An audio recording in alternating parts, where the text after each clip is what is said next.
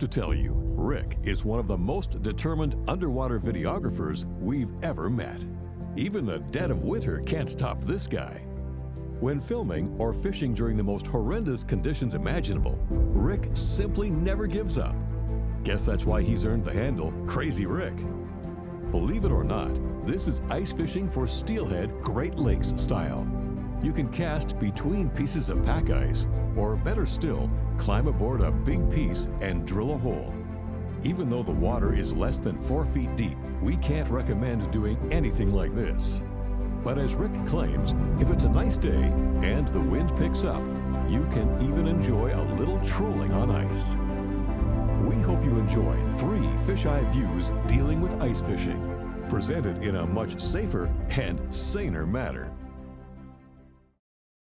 Let's take a look down under with this week's Fisheye View, sponsored by Mercury, #1 on the water. No need to tell anyone, drilling holes for ice fishing takes considerable effort. Even with a power auger, you still have to haul that heavy monster out there.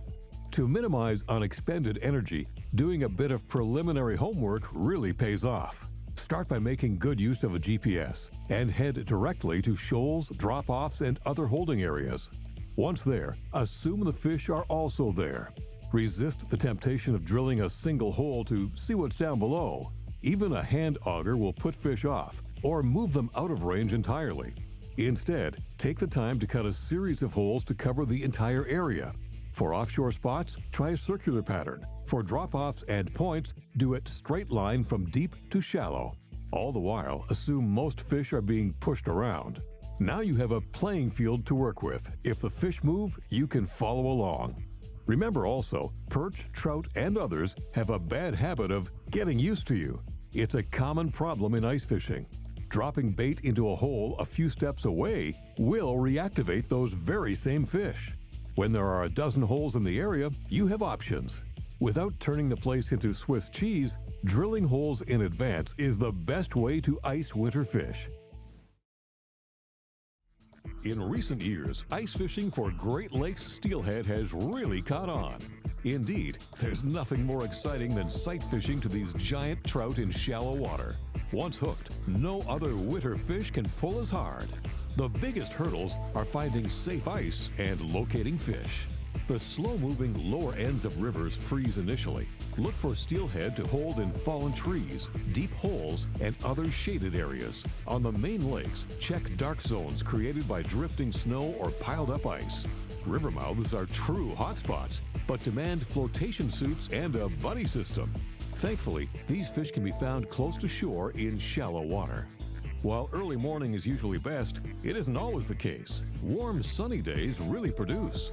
Those few degrees above zero warm river temperatures and draw hordes of pre-spawn steelhead. A late-season thing, position yourself in the middle of the current and get set to clean up. As the river mouth opens, so too the ice will begin to deteriorate under your feet. Always stay well back from any open water. If an ice hole widens on its own, back away to solid footing. Never attempt anything like this. When it comes to icing big steelhead, some guys don't know when to quit. You see it every winter. Guys traveling miles from shore to ice trout.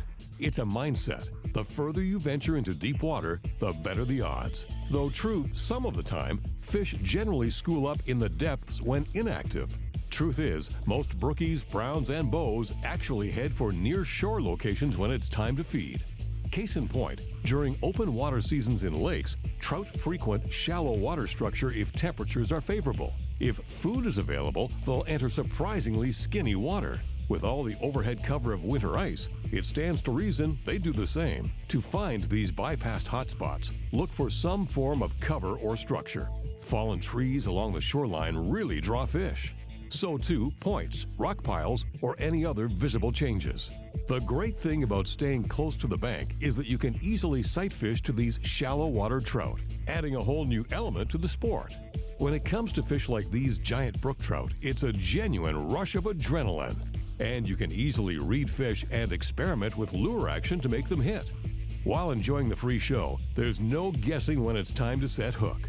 If you're a bit leery about heading out too far, why not stay close, stay safe, and enjoy some of the hottest action on ice?